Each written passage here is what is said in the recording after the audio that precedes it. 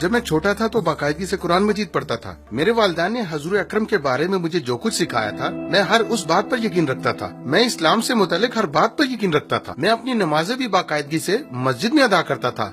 اور پھر میں نے سوالات اور تلاش شروع کی کہ جو باتیں مجھے حضرت عیسیٰ المسیح کے بارے میں سکھائی گئی ہیں کیا وہ سچی ہیں یا پھر جو کچھ میں نے سیکھا ہے اس میں اصلاح کی ضرورت تھی.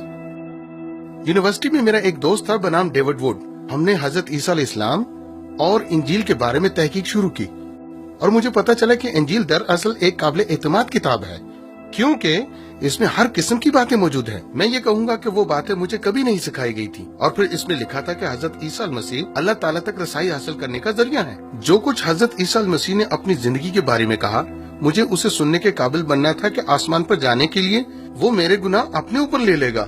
اب پہلے تو مجھے اس بات کا یقین نہ ہوا کہ آسمان پر جانے کا صرف یہی راستہ ہے. میں ہمیشہ یہ یقین کرتا تھا کہ مجھے اپنے گناہوں کا بوجھ اٹھانا ہے اور روز قیامت خدا کے سامنے کھڑا ہوں گا اور میری شفاعت کوئی نہ کرے گا. اور جب ہم نے اس کی تاریخ دیکھی تو ہم نے دیکھا کہ حضرت عیسیٰ المسیح کو مصلوب کیا گیا جس کی قرآن مجید کی سورہ النساء کے 157 آیت کے روایتی ترجمے میں مخالفت کی گئی تھی. میں نے دیکھا کہ وہ صلیب پر ہوا اور وہ در حقیقت مردوں میں سے جی اٹھا. یہ وہ باتیں ہیں جو مجھے اسلام میں کبھی نہیں بتائی گئیں. لیکن جب میں نے ان کا تواریخی اعتبار سے مطالعہ کیا تمام شواہد اس حقیقت کی طرف اشارہ کر رہے تھے کہ حضرت عیسیٰ المسیح حقیقت میں صلیب پر ہوئے اور مردوں میں سے جی اٹھے. میرے والدین نے مجھے سکھایا تھا کہ انجیل شریف ایسی کوئی کتاب نہیں ہے جس پر ہم بھروسہ کر سکیں اور اس میں ایک زبان سے دوسری اور پھر اگلی زبان میں ترجمہ ہو چکا ہے. یہ بدل چکی ہے.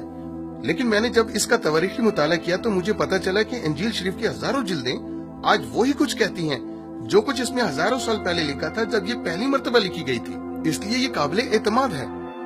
پہلی چیز جو میں نے دیکھی وہ یہ تھی کہ انجیل شریف قابل اعتماد ہے اور دوسری بات کہ یہ مجھے حضرت عیسیٰ المسیح کی وہ تصویر دکھاتی ہے جو میں نے قرآن مجید اور احادیث میں نہیں دیکھی تھی. اور جب میں نے دیکھا کہ یہ معاملہ ہے تو میں نے اللہ تعالیٰ سے پوچھنا شروع کیا مجھے بتائیے آپ کون ہیں؟ حضرت عیسیٰ المسیح کون ہے؟ انجیل مقدس در حقیقت کیا کہتی ہے؟ مجھے کس کی پیروی کرنی چاہیے؟ اور جب میں نے اللہ تعالیٰ سے فریاد شروع کی تو اس نے میری زندگی میں خواب اور رویائیں بھیجنا شروع کی جن کی وجہ سے میں نے یہ یقین کرنا شروع کر دیا کہ حضرت عیسیٰ المسیح کی درست راستہ ہے اور مجھے انہیں اپنے گناہوں سے مخلصی دینے والے کے طور پر قبول کر لینا چاہیے. اور اس طرح 2005 میں میں نے اپنی زندگی حضرت عیسیٰ المسیح کی راہ میں وقف کر دی. تب سے میں خوشی سے بھر چکا ہوں, امن اور سلامتی سے بھر چکا ہوں اور جو کوئی اس کے بارے میں سننا چاہتا ہے اسے اس خوشی اور سلامتی کے بارے میں بتاتا ہوں کہ آزاد ہونے کا مطلب کیا ہے. گناہ سے آزاد ہونا, جہنم کی فکر سے آزاد ہونا, اپنی ساری جان اور طاقت سے خدا سے محبت کے لیے تیار ہونا.